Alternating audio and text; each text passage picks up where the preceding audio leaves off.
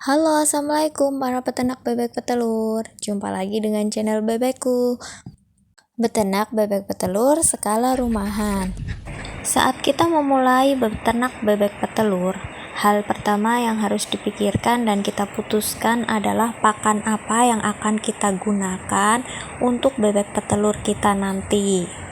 Yang banyak tersedia di sekitar kita, yang selalu ada dengan harga yang murah tetapi kualitasnya oke. Jadi untuk video kali ini yaitu sharing saya tentang racikan pakan bebek petelur dengan pakan dari dedak dan konsentrat saja.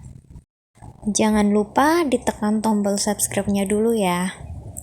Adapun racikan pakan bebek petelur yang terdiri dari konsentrat dan dedak saja, untuk 100 ekor bebek petelur, biasanya saya akan menggunakan komposisi dan takaran seperti yang akan saya jelaskan.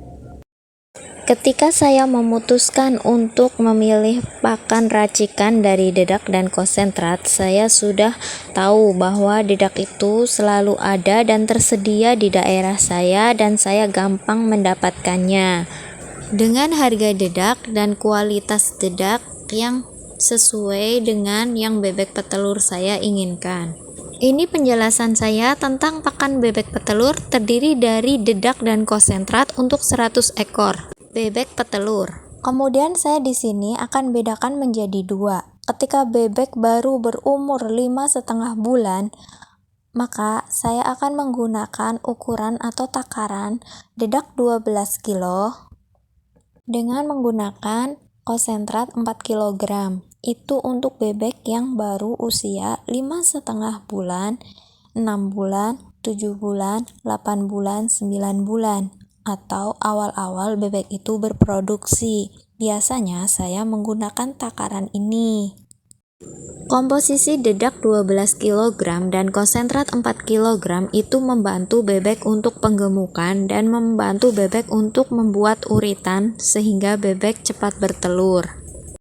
Untuk pemberian pakannya, saya memberikannya 2 kali pada waktu pagi jam 7 dan siang atau sore jam 2.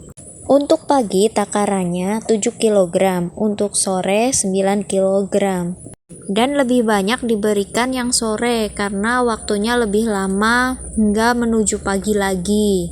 Kemudian ukuran yang kedua yaitu ketika bebek sudah beranjak berusia 10 bulan, itu saya akan menggunakan dedak atau katul 10 kg, kemudian konsentrat 5 kg. Dibagi 2 kali, yaitu pada pagi hari dan sore hari. Untuk pagi saya memberikan 7 kg, kemudian untuk sore hari saya memberikan 8 kg. Kenapa harus ada perubahan takaran ketika bebek sudah memasuki usia 10 bulan? Biasanya kendala yang saya alami teman-teman, ketika bebek sudah berusia 10 bulan, bebek itu sudah semakin tua. Kemudian kita itu kadang membutuhkan telur yang ukurannya besar-besar, bukan telur BK lagi atau telur ukuran kecil. Jadi kadang kita membutuhkan konsentrat untuk memperbesar ukuran telur itu. Jadi ini rumus yang saya pakai ketika bebek sudah berusia 10 bulan.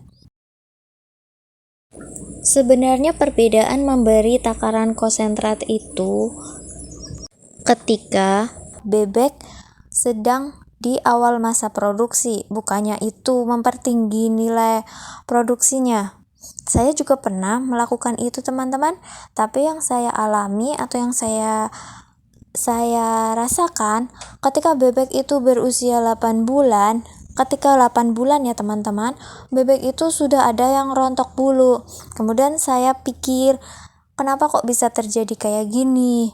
Nah, itu kata teman saya, itu katanya terlalu banyak pemberian konsentrat yang membuat bebek itu panas, entah benar atau entah tidak. Jadi saya menggunakan rumusnya ya sama seperti itu. Mungkin yang pernah saya alami yang terbaik yaitu dengan ukuran 12 kg dedak dengan 4 kg konsentrat. Itu untuk bebek yang ukurannya masih muda, saat bebek baru masuk kandang hingga usia 9 bulan. Inilah komposisi yang saya gunakan ketika saya menggunakan pakan dari dedak dan konsentrat saja. Untuk usia 5,5 bulan hingga 9 bulan saya akan menggunakan untuk 100 ekor bebek petelur saya dengan 12 kg dedak dan 4 kg konsentrat. Sedangkan untuk bebek petelur yang sudah di atas usia 10 bulan, saya akan menggunakan takaran 10 kg dedak dan 5 kg konsentrat. Ini hanya pengalaman saya saja.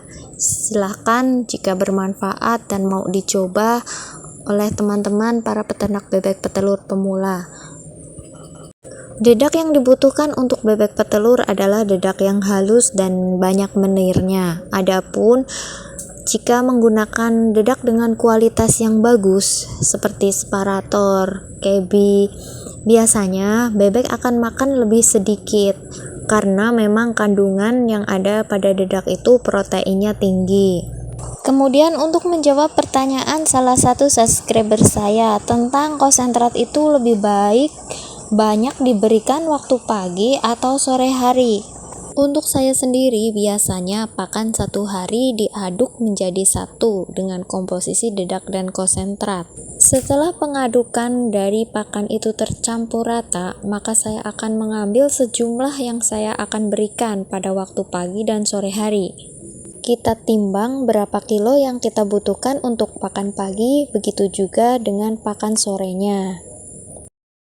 Karena pengadukan pakan dijadikan menjadi satu dalam satu hari, maka saran saya pengadukannya harus sampai merata sehingga konsentratnya itu berbaur langsung dengan dedaknya merata. Hal ini kadang mempengaruhi terhadap besar kecilnya telur. Saya juga dulu pernah mengalami hal seperti itu. Jadi walaupun sudah menggunakan takaran konsentrat 1:2 seperti yang saya sebutkan tadi, ternyata hasilnya telurnya ada yang besar-besar sekali dan ada yang kecil-kecil sekali. Kemudian saya evaluasi kembali dan ternyata untuk takaran tersebut itu proteinnya sudah terpenuhi dan jumlahnya juga produksi dalam standar yang tinggi, cuma ukuran telurnya itu tidak seimbang, jadi banyak yang kecil, banyak yang besar, atau tidak merata. Sehingga saya berpikir bahwa ini adalah efek dari pengadukan yang tidak merata. Ya, pengadukan yang tidak merata mengakibatkan telur juga tidak merata.